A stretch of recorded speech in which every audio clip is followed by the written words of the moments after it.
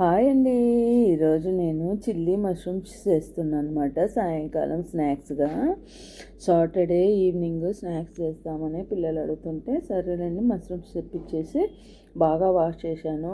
ఉప్పు నీళ్ళల్లో ఒక గంట సేపు నానబెట్టి పెట్టాను అనమాట. తర్వాత వాటిని హాఫ్గా కట్ చేసి పక్కకు పెట్టేసి దాంట్లోకి ఒక స్పూను కార్న్ పౌడర్, ఒక స్పూను మైదా పిండి అన్నీ వేసేసి ఉప్పు కారం అన్నీ బాగా మిక్స్ అయ్యేటట్టు బాగా మిక్స్ చేసేసుకోవాలి. తర్వాత మనము తెచ్చి పెట్టుకున్నాము కదా మష్రూమ్స్ను, వాటిని దాంట్లో వేసేసి ఆ పిండి బాగా మిక్స్ అయ్యేటట్టు చేయాలి. కానీ నేను ఏం చేశానంటే కొంచెం వాటర్ అనేది తక్కువగా వేసేసేసరికి మష్రూమ్స్కు విడిపోయాయండి. మనం వాటర్ అనేది బాగా లూజీగానే వేసుకోవాలి. పకోడాకి వేసేసినట్టు మనము మష్రూమ్కి వేసినామంటే బాగా వస్తాయి. నెక్స్ట్ టైం అట్లా తయారు చేశాను. నెక్స్ట్ వేసినప్పుడు చూడండి, ఈసారి మష్రూమ్స్కు బాగా అంటుకుంది. కొంచెం లూజీగా కలుపుకోవాలి.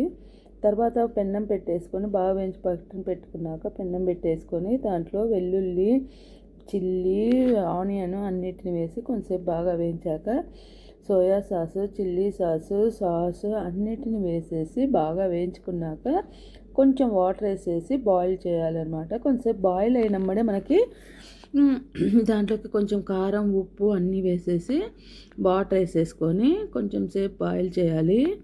కావాలంటే గరం మసాలా కూడా వేసుకోవచ్చు.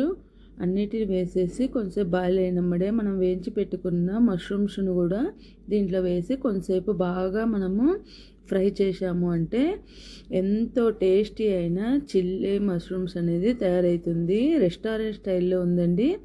ఒకసారి ఇలా ట్రై చేసి చూడండి. ఇలా తిన్నాము అంటే ఎన్నిసార్లు అయినా చేసుకొని తినబుద్ధి అవుతుందండి. అందరికీ ఈవినింగ్ స్నాక్స్ అనేది ఎంతో ఇష్టపడతారు.